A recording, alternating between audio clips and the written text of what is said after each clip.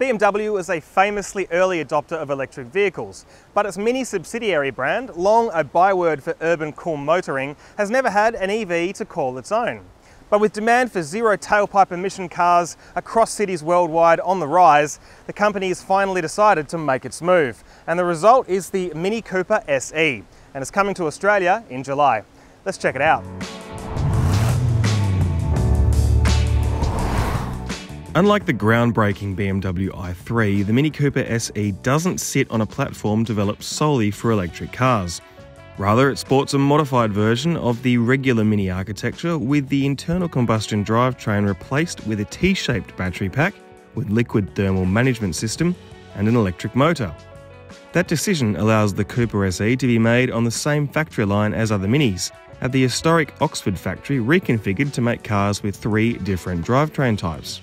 Mini only signed off on the development 3 years ago after the current generation petrol and diesel Minis were launched into the market. The addition of EV was, therefore, a midlife tweak.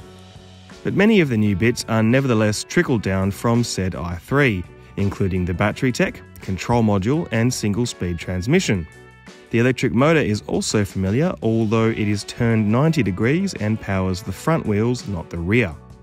The motor makes 135 kilowatts and 270 newton meters instantly.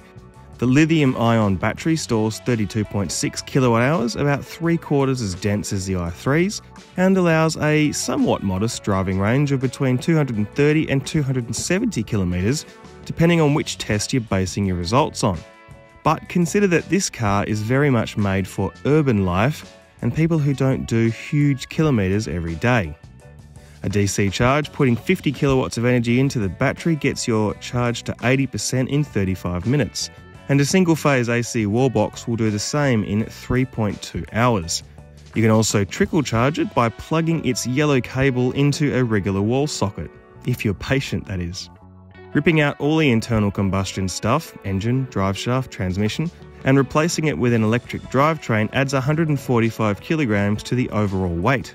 On the plus side, Mini says the heavier floor lowers the car's centre of gravity, and it has also fitted BMW's novel stability control system, which makes its decisions to control wheel slip, and that's a bugbear amplified by any electric motor's instant response, at the front wheels rather than at a conventional control unit mounted further away.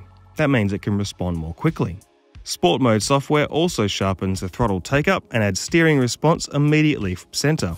So behind the wheel, this Mini SE kind of feels like any other Mini, which I guess is sort of the point. Naturally, being an electric car, it is much more quiet, and you get that really responsive, instantaneous acceleration when you put your foot down. 7.3 seconds to 100 is not hanging about. But it's the 0 to 60 time of 3.9 that's really interesting in that stop-start urban driving. Super rapid, super refined. There's a toggle switch down here that lets you control the level of brake energy recuperation you get. There's 2 different settings, so you can almost do that famous one-pedal driving that EVs are really well known for. I really like this new digital instrument display. It's quite clear. It's augmented by a head-up display there, a dinky fold-up glass one, not a projecting one on the screen, but it's still good. All your information is really nicely displayed and laid out. The driving position and the ergonomics is typical of any other Mini. The company's really kept the changes to a minimum. I'm very impressed by the ride quality of this car. We're doing a lot of sort of pockmarked inner urban cracked roads with road joins and things like that, and it's staying really composed, really comfortable. It really isolates you from those hits. You do feel the extra weight of the battery pack. It's not quite as nimble and agile as a conventional Mini or a Cooper S or even a JCW, but nor is it super stiff and firm, and it doesn't roll around like the i3 does on its skinny tyres. It does feel relatively Mini-like to drive. Outside, nifty yellow highlights, new wheels and a drag-reducing blank slate where the front grille would normally go are the most obvious model-specific stylistic tweaks. The only other difference between the Cooper S and Cooper SE is that the EV's body sits 18mm higher. The low-mounted battery means Mini met the design brief of keeping cargo space and passenger space identical to the combustion version, with 211 litres of storage growing to 731 litres with the back seats folded down. The cabin design is recognisably Mini, though this one gets a unique digital instrument cluster, new gear shifter design, and remote cabin temperature control, that's pre-cooling or pre-warming, adjusted through a smartphone app and operated while the car is on charge. On the move, the cabin can be heated by a pump that collects and distributes waste heat from the battery and motor, and which draws 75% less battery energy than a normal system.